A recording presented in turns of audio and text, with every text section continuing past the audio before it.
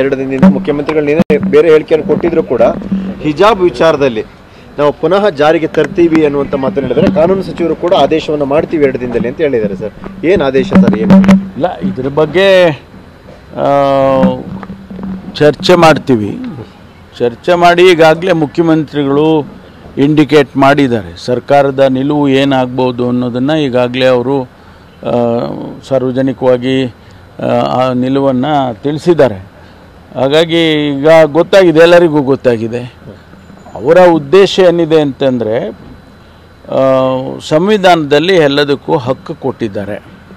ಪ್ರತಿಯೊಬ್ಬ ಪ್ರಜೆಗೂ ಕೂಡ ತಾನು ಮಾಡ್ತಕ್ಕಂಥ ಊಟ ಏನು, ತಾನು ಧರಿಸ್ತಕ್ಕಂಥ ಉಡುಪು ಏನು, ಅದು ಅವರವರಿಗೆ ಬಿಟ್ಟಿದ್ದು ಅನ್ನೋ ರೀತಿಯಲ್ಲಿ ಸಂವಿಧಾನದಲ್ಲಿ ಅಳವಡಿಸಿದ್ದಾರೆ. It is their fundamental right. ಅದಕ್ಕಾಗಿ ಅವರು ಆ ಅರ್ಥದಲ್ಲಿ ಮುಖ್ಯಮಂತ್ರಿಗಳು ಆ ಸನ್ನಿವೇಶ ಇರಬೇಕು ಅನ್ನೋದನ್ನು ಅವರು ಪ್ರತಿಪಾದನೆ ಮಾಡಿದ್ದಾರೆ. ಹಾಗಾಗಿ ಇವರು ಭಾರತೀಯ ಜನತಾ ಪಾರ್ಟಿಯವರು ಅದನ್ನೇ ಮೂಲವಾಗಿ ಇಟ್ಕೊಂಡು ಇವತ್ತು ಅವರು ಅದನ್ನು ದೊಡ್ಡ ಪ್ರಮಾಣದಲ್ಲಿ ಇದನ್ನು ಬಿಂಬಿಸ್ತಾ ಇದ್ದಾರೆ. ಅದರ ಅವಶ್ಯಕತೆ ಇಲ್ಲ ಅಂಥೇಳಿ ನನಗೆ ಅನಿಸುತ್ತೆ. ಸರ್, ಈಗ ಸುಪ್ರೀಂ ಕೋರ್ಟಲ್ಲಿದೆ, 3 ಬೆಂಚ್ ಕಾನ್ಸ್ಟಿಟ್ಯೂಟ್ ಮಾಡಿ ಅಲ್ಲಿ ವಿಚಾರಣೆ ಮತ್ತೆ ಮುಂದುವರಿಯೋ ಹಂತದಲ್ಲಿದೆ. ಈ ಹಂತದಲ್ಲಿ ಎಷ್ಟು ಮಟ್ಟಿಗೆ ಸಾಧ್ಯ ಇದೆ ಒಂದು ಸರ್ಕಾರ ಆದೇಶವನ್ನು ಹೊಸದಾಗಿ ಒಂದು ಆದೇಶವನ್ನು ಅಲ್ಲ, ಅದು ಕಾನೂನನ್ನು ನಾವು ಪರಿಶೀಲನೆ ಮಾಡೇ ಮಾಡ್ತೀವಿ. ಕಾನೂನನ್ನು ಬಿಟ್ಟು ಮಾಡೋಕ್ಕಾಗೋದಿಲ್ಲ. ಕಾನೂನನ್ನು ಪರಿಶೀಲನೆ ಮಾಡೇ ಕಾದು ಸಬ್ಜುಡಿಸ್ ಆಗೋದಿಲ್ಲ ಅಂತ ಹೇಳುವಾಗ ಅದನ್ನು ಮಾಡ್ತಾರೆ. ಕಾನೂನನ್ನು ಬಿಟ್ಟು ಮಾಡೋಕ್ಕೆ ಹೋಗೋದಿಲ್ಲ. ಕಾನೂನು ಸಚಿವರು ಕೂಡ ಹೇಳಿದಾರಲ್ಲ, ಕಾನೂನನ್ನು ಬಿಟ್ಟೇ ಮಾಡ್ತೀವಿ ಅಂತ ಹೇಳಿದಾರ.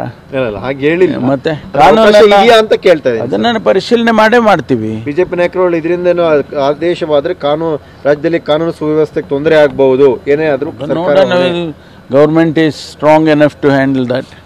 ಕಾನೂನು ಸುವ್ಯವಸ್ಥೆನ ಹ್ಯಾಂಡಲ್ ಮಾಡೋದಕ್ಕೆ ಸಮರ್ಥವಾಗಿದ್ದೇವೆ. ಆದ್ದರಿಂದ ನಮ್ಮ ಸರ್ಕಾರ ಯಾವತ್ತೂ ಕೂಡ ಕಾನೂನು ಸುವ್ಯವಸ್ಥೆಗೆ ಆದ್ಯತೆಯನ್ನು ಕೊಡ್ತೇವೆ.